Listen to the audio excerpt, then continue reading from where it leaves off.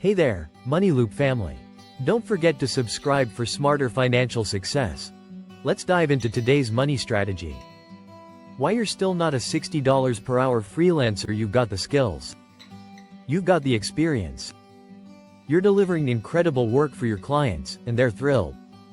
So why is your bank account telling a completely different story?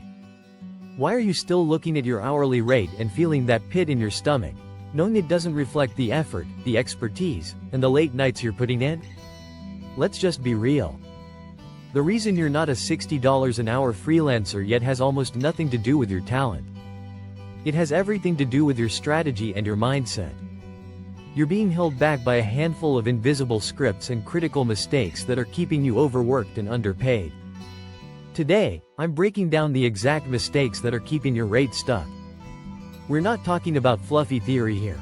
I'm giving you the step-by-step, actionable changes you need to make to finally start charging what you are actually worth.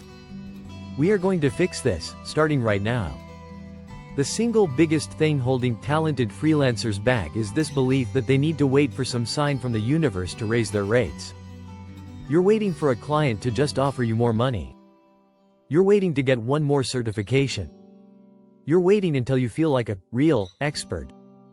This is a trap, and it's keeping you broke. You do not need anyone's permission to value your own work. The signs that it's time to raise your rates don't show up in a fancy invitation. They're signals you're probably already seeing. Is your client schedule consistently full?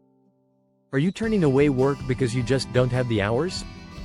Have you learned major new skills in the last year? If you answered yes to any of these, the time to raise your rates was yesterday. And here's one of the most telling signs. You win almost every single project you bid on. While that feels great for the ego, it's actually a massive red flag. It means you are the cheapest option. It means you are leaving a huge amount of money on the table with every proposal you send. Your goal isn't to win 100% of your bids. It's to win the right bids at a rate that reflects your premium value. Stop waiting for someone else to crown you. The market is already screaming the signals at you. You just have to learn to listen and act. So, maybe you did raise your rates last year. You went from something like $45 an hour to $48 an hour. You felt good about it for a second, but then, nothing really changed. Why? Because you didn't give yourself a raise. You gave yourself a tiny cost of living adjustment that inflation probably ate for lunch. A real rate increase isn't just adding a few bucks to feel better. It's a strategic move. The average freelance rate in the US right now is about $48 an hour, with experienced pros in the 75th percentile hitting over $61. So that $60 an hour mark isn't some fantasy number. It's a key milestone that puts you in the top tier of professionals. If you aren't looking at industry reports, checking what competitors are charging, and talking to people in your field, you're flying blind. Here's the math most freelancers skip. Calculate your real target income. Don't just cover your bills. Factor in your taxes, health insurance, software, retirement, and all those non-billable hours you spend on marketing and admin. When you run those numbers, you'll probably find that $60 an hour isn't a luxury, it's a necessity for a sustainable business. A 5% bump isn't a strategy, it's a shot in the dark. Stop guessing and start calculating. Your new rate should be a confident statement of your value, not a timid question. This is one of the most common and expensive mistakes I see. You decide to raise your rates, and then you immediately panic about telling your long-term clients. The fear of losing them is so strong it paralyzes you, so you do nothing and keep charging everyone your old, low rates. You have to separate your pricing for new clients from your existing clients. Starting today, the moment you finish this video, all new client proposals get your new, higher rate. No exceptions.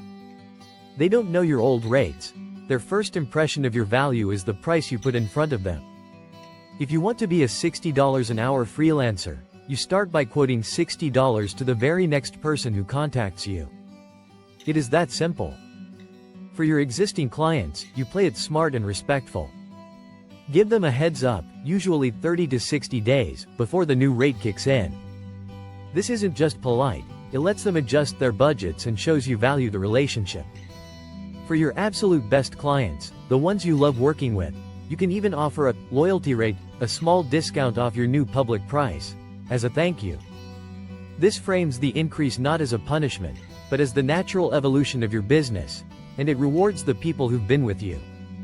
Okay, quick pause. If you're nodding along and seeing the exact gaps in your own strategy, you might want to go deeper. I have a free guide with a rate increase email template you can basically steal and send to your clients. The link is right down there in the description. And hey, if you're getting value out of this, do me a solid and hit that subscribe button. Turn on the notifications so you don't miss what's next. Let's talk about the big moment, telling your clients. How you say it is everything. Way too many freelancers send emails that are just dripping with apology. They use weak, flimsy language like, "I'm so sorry, but I unfortunately have to slightly increase my rates," or, "I really hope this is okay with you." Stop apologizing for being successful. Stop apologizing for valuing your work. A rate increase is a normal, healthy sign of a business that's growing. You have to communicate it with confidence. Your announcement should be direct, professional, and focused on value. Put it in writing, clearly state the new rate and the exact date it starts. But most importantly, you have to subtly remind them of the value you bring. Don't just announce the price, frame it around the results you've already gotten them. For example, a confident approach sounds like this. "Hi, client name, I'm writing to let you know about an update to my rates. As I continue to grow my business and invest in new skills like mention a new skill, my rates are being updated. Effective date, my new hourly rate will be $60. I've loved our work together on projects like mention a successful project, and I'm excited to continue helping you achieve mention their goal." See the difference? No apology. It's a confident statement that ties your rate to your value and their success. You are not asking for permission, you're informing them of your new standard. If you really want to blow past the $60 an hour ceiling and get into six-figure territory, you have to make one of the biggest shifts in your business. Stop selling your time. Start selling outcomes. This means getting away from hourly billing and moving to value-based or project-based pricing. When you charge by the hour, you're putting a hard cap on your income. There are only so many hours in a day. Worse, you're actually punished for being good at your job. The better and faster you get, the less you get paid for the same project. It makes no sense. Value-based pricing ties your fee to the result you create for the client. Instead of saying, "This website will take me 50 hours at $60 an hour, so that's $3,000, you say, "A new e-commerce website that will increase your online sales is a $7,000 investment." The client isn't buying your time, they're buying a result. They're buying more sales, more leads, or a stronger brand. When you frame it this way, the whole conversation changes from, "How much do you cost per hour?" to, "What is the return on this investment?" This one change can let you charge 2, 3, or even 5 times more than your hourly rate, all because you tied the price to the value you deliver, not the ticks of a clock. The final mental block that keeps freelancers stuck is a deep fear of rejection. You're scared that if you raise your rates, your favorite client will walk. You're scared that if you quote a high price, a new prospect will laugh in your face. You're terrified of the word, no. You have to change what no means to you. Hearing no is not a failure. It is data. It means you are successfully positioning yourself as a premium option in the market. If absolutely everyone says yes to your price, you are too cheap. Period. When a client says no to your new rate, you've got options. You can offer to reduce the scope of the work to fit their budget, but you don't budge on your rate. Or, you can professionally and politely part ways. This is not a tragedy. Letting go of a client who can't pay your new rate is critical for your growth. Every hour you spend on a low-paying legacy client is an hour you can't spend finding a new, high-paying client who sees your true value. Losing a client who doesn't fit your new business model creates a vacuum. And that vacuum will be filled, usually by a client who is a much better fit for where you're going, not where you've been. Be confident. Stand firm. And understand that no isn't a rejection of you. It's just a sign that you and that client are no longer a fit. And that is perfectly okay. You have the skills. You have the experience. The only thing standing between you and a $60 per hour freelance rate are the 6 mistakes we just walked through. It's waiting for permission, making timid little rate bumps, using one price for everyone, sending apologetic emails, selling time instead of results, and being scared to hear no, but now you have the playbook. You know exactly what to do. You can start today by quoting your real rate to the next prospect. You can draft that confident rate increase email. You can start thinking like a strategic business owner, not just a freelancer. Earning what you're worth isn't arrogant. It's how you build a sustainable career that lets you keep doing great work for years. Now, I want to hear from you.